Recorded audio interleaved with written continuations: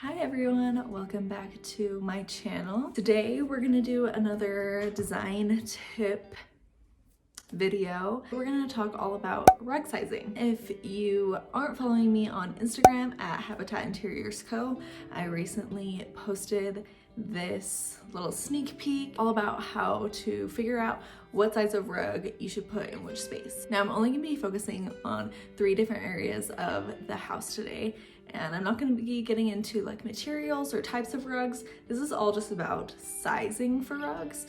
There's actually a lot that goes into rugs. They're one of the more complex pieces of furniture, I would say, which sounds kind of weird. I think you have to be pretty strategic with rugs. So today we're going to go through rug sizing because I feel like that's kind of one of the biggest mistakes. I don't want to call it a mistake, but one of the biggest opportunity areas that people can have when putting a rug into their space. So today we're gonna focus on the living room, the dining room, and the bedroom. And if you're wanting a more in-depth, all-inclusive video on rugs with materials and piles and styles and everything like that, I can definitely do that, but I just want to focus specifically on rug sizing today so we can really nail that down and give you a good foundation to start with. To begin, I kind of just want to start out by figuring out what is a rug's purpose, what is it for? There's a few different things that can go into why you would want to design with a rug. One reason might be because you have a hard surface floor, so if that's hardwood or tile. So rugs bring like a coziness and a warmth and a comfortability to a space. And something that kind of joins in with that point is that hard surface flooring is usually louder than carpet. Carpet absorbs a lot of sound. Putting a rug into the space not only adds a layer of texture and warmth and comfort, but it also adds a sound barrier. I know some people even put rugs like on their walls if they live in an apartment or something to kind of give a sound barrier in between units. Those are a few reasons why you would want to choose a rug. As a designer, there's also the idea of that it helps define a space. If you have a grouping of furniture, or if you're trying to attract the eye to a certain area, you use a rug to do so. Let's talk about the 3 different areas of living room, dining room, and bedroom, and how to figure out what the right size is for you. Let's first talk about living rooms. In a typical living room, you're gonna have some sort of sofa or sectional, some sort of couch. You're going to possibly have some chairs and a coffee table. Those are kind of the main items of furniture in a living room. Those main furniture pieces should all be touching or on the rug. If you have a rug that is just touching one furniture item or not touching any furniture items, it's gonna kind of look like it's floating a little bit. If you take a few steps back from the space and examine it, it might look like it's floating. To help ground the space, then you should be having all those furniture pieces touching or on top of. Usually in the living room, we typically see designers putting the front legs of the furniture on the rug and the back off. There's at least the front legs on top of the rug, if not right kissing up next to it. What this does is that it kind of shows how big the space is.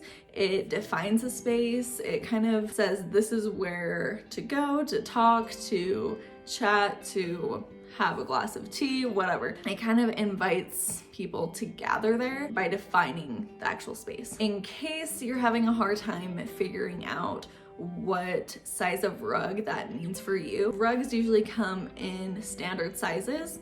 So standard sizes that typically go into a living room are going to either be an 8x10 or a 9x12. So if you go onto a website like, let's just throw out Ruggable. If you go onto Ruggable, you can go and search through different rug sizes and they will have these standard sizes of 8x10 and 9x12. That's an easy way to kind of figure it out, but typically across the board, you can probably either go by 8x10 or 9x12. The next space that I want to talk about is dining rooms. So depending on what kind of dining set you have, whether it's circular or square or rectangle, that's going to first decide what kind of rug, what shape of rug that you're gonna want. If you have a circular table, then a lot of designers suggest to do a circular rug to kind of keep it cohesive.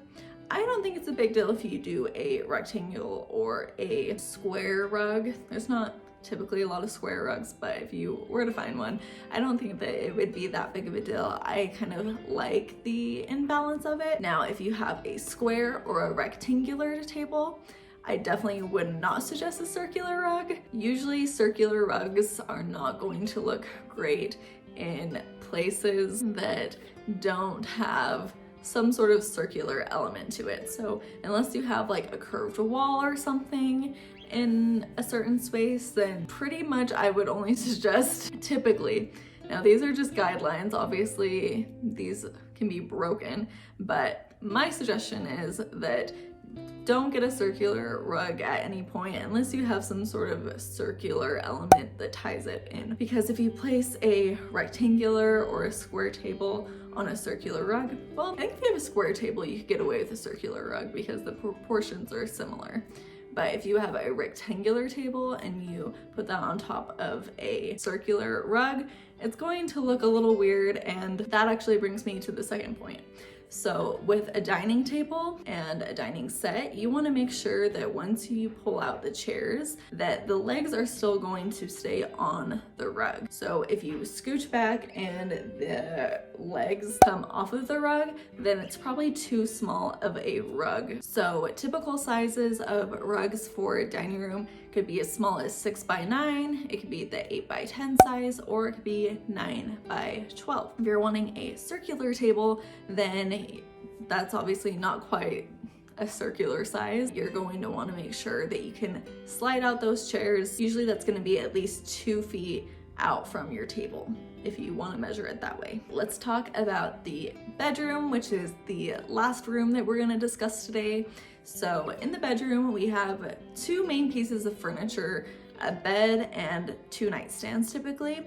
You may have a dresser, but we're gonna leave that out of the topic today and just focus on the nightstands and the bed. Specifically, I'm gonna be talking about queen and king size beds today. Okay, so when you hop out of bed in the morning and you place your feet on the ground first thing, you want to make sure that your feet are going to land on the rug. That is the first priority. So whether you get out of the left side or the right side, your feet should be hitting the rug. So that means that you need to make sure that you have a rug that is wider than your bed. You also want to make sure that the rug extends out past your bed. So usually this is going to be a pretty large rug. For queen size beds, you can get away with an 8x10, and king is usually suggested to have a 9x12. Obviously, this is also going to depend a little bit on your room size, but those are the typical sizes. Placement of the rug should be just in front of your nightstand and extend past your bed. So if you were to place your rug,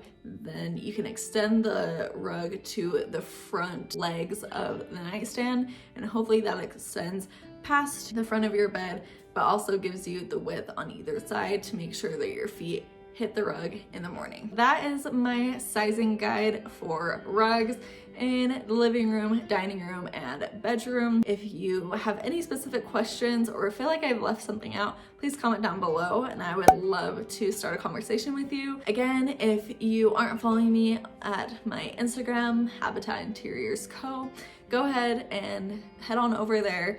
Give me a follow so you can get design inspiration and other tips from a designer. If you're enjoying my content so far, please give me a thumbs up and subscribe because I would love to share more insight with you in the future. Thanks for joining me today, guys, and I hope you have a great day.